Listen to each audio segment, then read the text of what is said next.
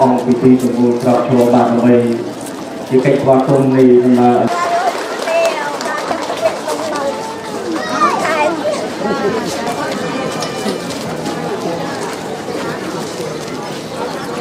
ជាសឹកមកដើម្បីដំណើរការកម្មវិធីនាពេលនេះដោយតកិត្តិយសសាខាសមាគមនារីកម្ពុជាដើម្បីស្របបានបាទថ្ងៃនេះគឺជាថ្ងៃដ៏វិសេសទីអបអរសាទរបាទបានអបអរសាទរបាទជាចំណែកកម្ដៅជាមួយនឹងបងប្អូនភាសា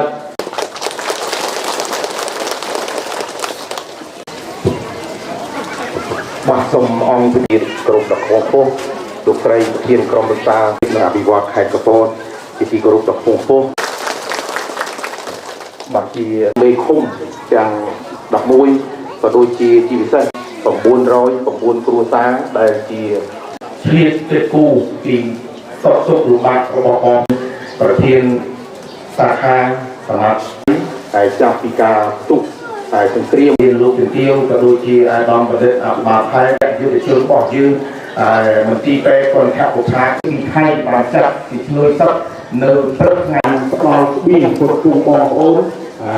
យ៉ាងតិចមុខនេះតែក្នុងនាមគណៈអភិបាលស្រុកប្រទុំពីសកលនៅសមរភូមិជួរមុខនេះគឺចំនួន334គ្រួសារចំពោះលោកជំទាវចង់ជួបផ្ទាល់ជាមួយពុកម៉ែបងប្អូនដើម្បីជូនពរសម្រាប់ផ្ដើមគឺមកដល់ពេលនេះបងប្អូនភាសាថ្ងៃនេះជាវត្តមានថ្ងៃផ្នែកយុទ្ធជនរបស់យើងបាទហើយតាមពីប្រសាទតកែមហាស័ក្តិនៅជាប្រធានសមាគមបច្ចុប្បន្នការសោកសៅដោយបងប្អូនបានឈ្មោះបងប្អូនទីស្រឡាញ់ចាថ្ងៃនេះខ្ញុំសូមគោរពលោកអភិបាលស្រុកលោកចំពោះពុកម៉ែបងប្អូនទាំងអស់គ្នាហើយក៏ចាត់តាក់យើងលោកហើយក៏អត់មានអីច្រើនទេសម្រាប់ត្រួតចំពោះពុកម៉ែបងប្អូនទាំងអស់គ្នាហើយក៏សូមមិនអនុញ្ញាតឲ្យ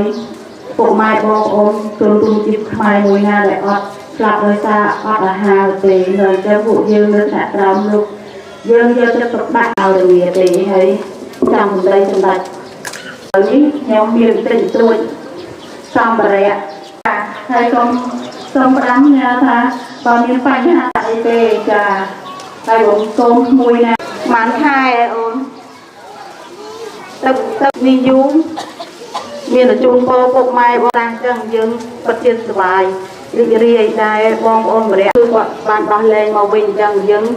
ពួកយើងទាំងអស់ឆ្នាំចូលឆ្នាំ2026ប្រទេសជាតិយើងនៅស្រុកខ្លួនកម្មវិធីខ្ញុំបាទសូមការអនុញ្ញាតគ្រប់ជ័យលោកជំទាវសុខដីផ្ដល់កិត្តិយសបាទដើម្បីប្រគល់ប្រការគឺអាយុវណ្ណៈសុខៈពលៈកំបីគឺគេឡើយ